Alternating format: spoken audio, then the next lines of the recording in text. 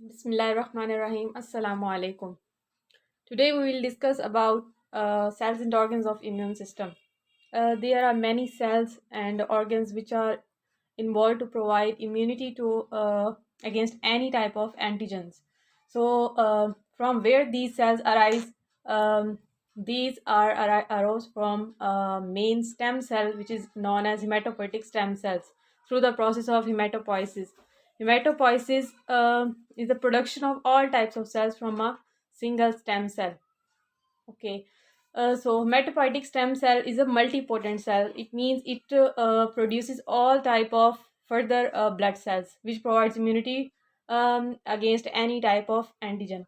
This hematopoietic stem cell is a self-renewing cell. It means it can repair itself.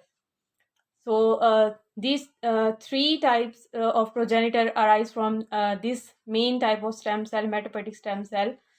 First one is lymphoid progenitor.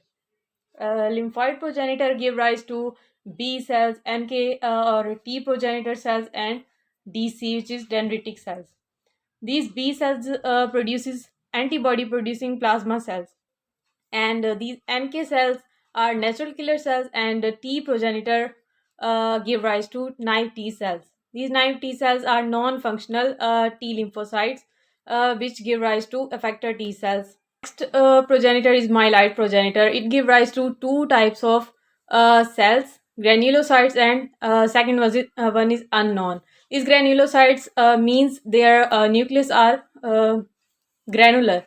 Granules are present in their cytoplasm, and these granulocytes are maybe eosinophil, basophil, and neutrophils. And second one is unknown, which give rise to monocytes, and monocytes further give rise to mast cells, macrophages, and dendritic cells. Third type of progenitor is erythroid progenitor, and it give rise to megakaryocytes, erythroblast. Megakaryocytes give rise to platelets, and erythroblasts further give rise to red blood cells.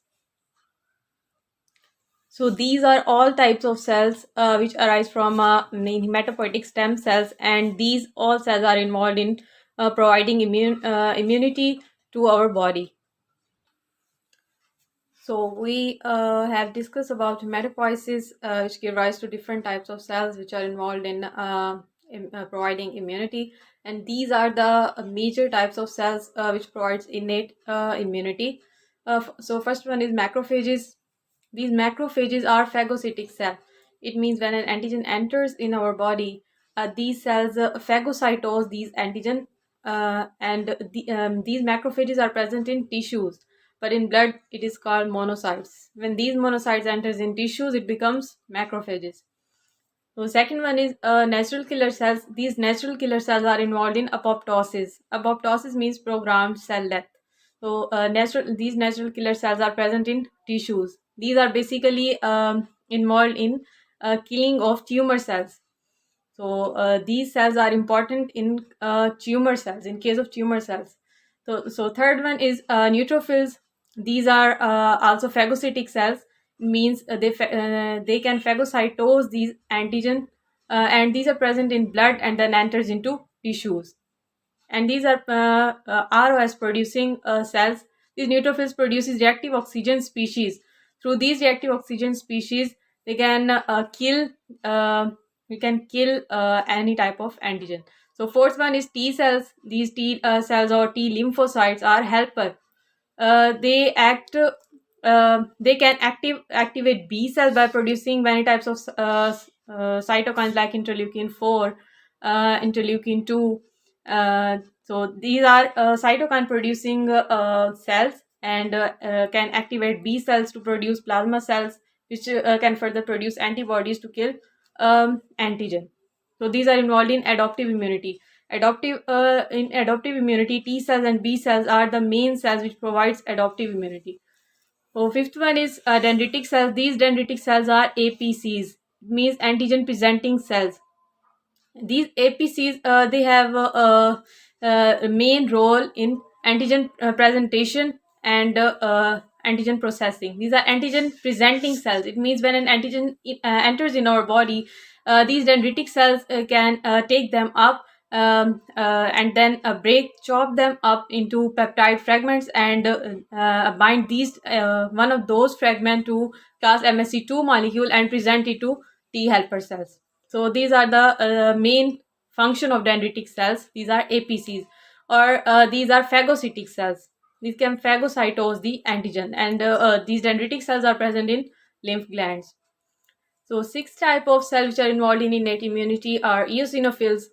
Eosinophils are important in case of parasites or worms. These are important in case of parasites. So eosinophil interacts with antibody-coated worms and create pores and then kill these worms. And these are involved in ADCC, antibody-dependent cellular cytotoxicity, and these are present in blood and then enters into tissues. And next one is mast cells. These mast cells are very important cells which are involved in a hypersensitivity reaction, mainly type 1 hypersensitivity reaction, which the example of type 1 hypersensitivity is anaphylaxis, which is also known as allergy. These are granules containing cells, and these granular bodies contains many types of granules like histamine and leukotrienes and prostaglandins, and these histamines have main act on smooth muscles, and they can histamines can contract smooth muscle, can cause smooth muscle contraction and vasodilation. These are the two main functions of this histamine. These are enzyme filled cells. Mast cells are enzyme filled cells, and they are actually undifferentiated cells, but when they enters into tissues they become differentiated. And next one is basophils. These are non-phagocytic cells. They do not phagocytose any antigen. So these are the main cells which involved in innate type of immunity and produce immunity in our body against any type of antigens. So this is the concept about cells and organs of immune system. So you have any type of query, you can ask me in comment section.